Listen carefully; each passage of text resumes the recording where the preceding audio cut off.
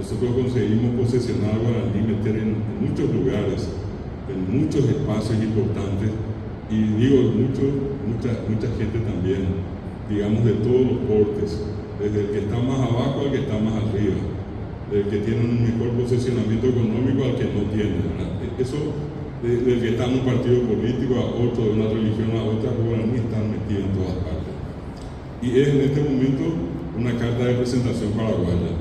Es un producto muy interesante, inclusive para desarrollarlo en materia turística, ¿verdad? Eso yo creo que es importante entender, por lo que voy a explicarles ahora. Cuando nosotros a veces intentamos negar o decirnos hablo guaraní, y en realidad dicen palabras en guaraní, hasta sin querer decimos tereré, o sin querer vamos a decir que era un plato de borí, o sin querer voy a pedir no tener pepeyú, y voy a buscar y voy a encontrar que digo Paraguay, y entonces Paraguay es guaraní, en realidad Paraguay es mal pronunciado, ¿verdad? Yo puedo decir departamento de Caguazú y es guaraní. Voy a decir quiero comprar un mantel de ñandutí y es guaraní. Necesito una camisa de Opoí y Opoí es guaraní. El poncho de 60 litros, poncho paraí, está en guaraní.